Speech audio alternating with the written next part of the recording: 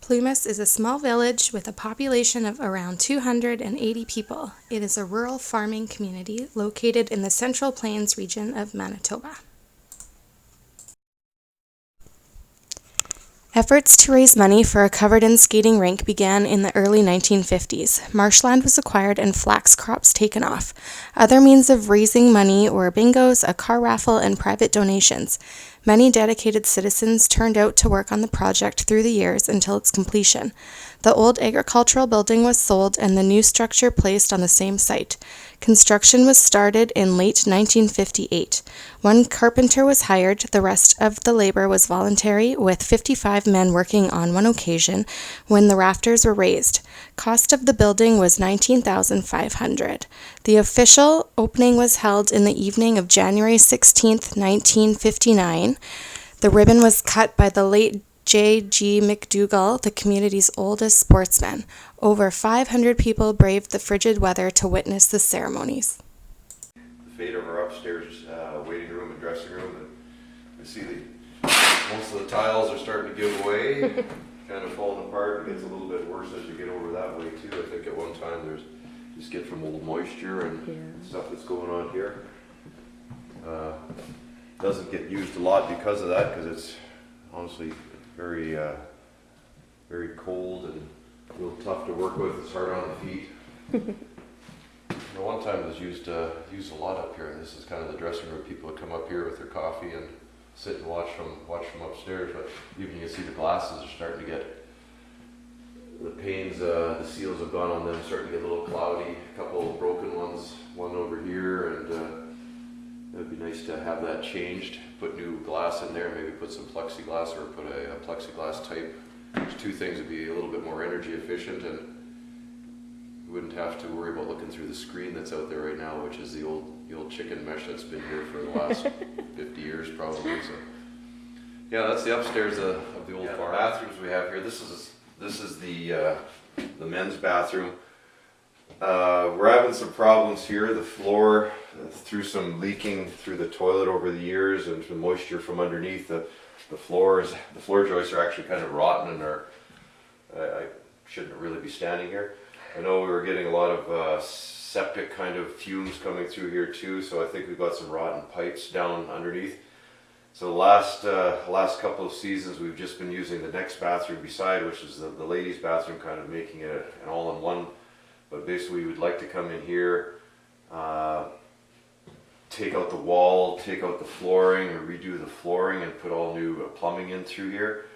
Fairly big project. We're not 100% sure what we're going to find underneath. There's a way of getting in underneath, but you need a small man to kind of find it. But you could tell that the floor has got a real bad wow to it, and it's not in good shape. So we'd want to do some upgrading on this one here for sure. It's kind of been in the works for the last couple of years. We've been trying to raise a little bit of money to start on it, but we're not quite in a position to be able to afford to start yet. So yeah, that's one of the projects here is the bathroom facilities. Yeah, you're going. Yep. Another part of our project here, we have our wall with the trophy case and everything on it, but the same thing from the moisture over the years, the walls and the floor joists in this one spot are starting to rot. They got wet and they're starting to decay, so the wall is starting to sag on us. It's not necessarily a big project, but it's a really awkward project. It's up underneath. We have to go underneath and figure we probably have to lift up the floor from underneath, and it's kind of a crawl space. Probably at best it's 2 feet of height to try to crawl in underneath there to get in there and try to jack it up and then brace it up again. So we do have some work here. It's kind of being held up, but not in great shape. The same thing. This has kind of been for the last 3 years.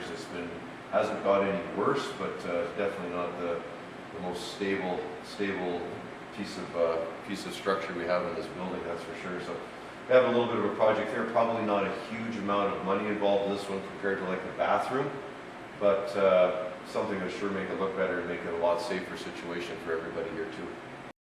So here's our ice machine. There's our Zamboni. We've got a 55-year-old, probably old Alice Chalmers tractor that still is managing to run for us, but not the safest unit. It doesn't have a great hydraulic system. We're on our second second full type scraper here, but we're having some issues with it. It's starting to break down. There's stuff rusting and falling apart. We're leaving chunks of rust and stuff when we're putting it onto the ice, because you can see all the leftover bits here, and that's just age. It's old metal having a little bit of problems. So we're getting really close to having to do something with this. We're still managing. We've got some handymen around town here that can kind of keep it alive, but it's not very far from dying. Then you get the building that it's in here. It's added on. You see the moisture that's been here over the years. We've got a lot of decaying gyprock, and the structure is fine, but there needs to actually be a lot of work done on it.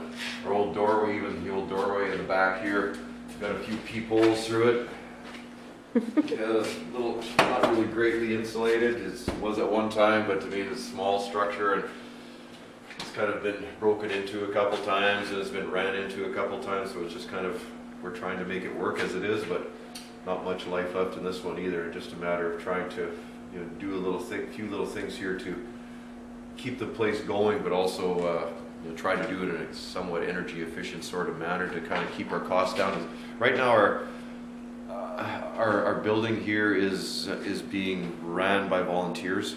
The committee that's on here, the people that clean the ice and look after the kitchen and do everything else, it's all volunteer work. We're trying to keep our costs down as low as possible, and we basically we're down to as little spending as we can do. It's just a matter of trying to, like I said, trying to do a few things here that'll maybe keep our costs down even some more with some of the hydro issues and stuff that are going on. So if there's something there that can be helped out so we can keep our small town alive, that would be an awesome thing.